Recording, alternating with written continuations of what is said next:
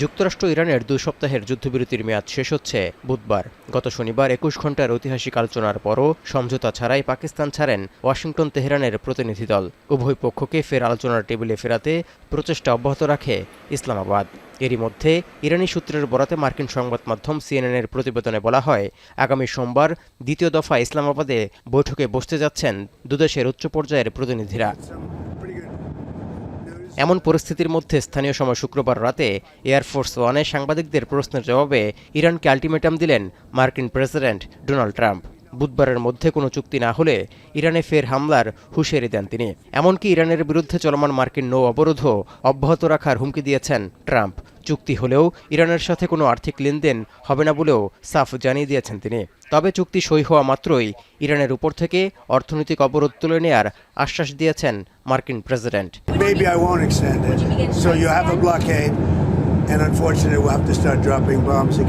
এদিকে চলমান কূটনৈতিক প্রচেষ্টার মধ্যে ট্রাম্প সম্প্রতি 1 ঘণ্টায় 7টি মিথ্যা দাবি করেছেন বলে অভিযোগ তুলেছেন ইরানের স্পিকার বাঘের কালিবাফ। সামাজিক যোগাযোগ মাধ্যম এক্সে দেয়া পোস্টে তিনি একথা বলেন। মিথ্যার মাধ্যমে যুদ্ধেও যেমন জয় পায়নি, তেমনি আলোচনার টেবিলেও যুক্তরাষ্ট্র সুবিধা পাবে না বলে হুঁশিয়ার করে দেন তিনি।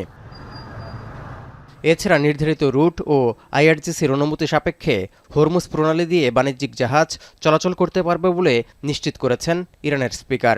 তবে মার্কিন নৌ অবরোধ তুলে না নিলে ফের হরমুজ প্রণালী বন্ধের হুমকিও দিয়েছেন গালিবাফ।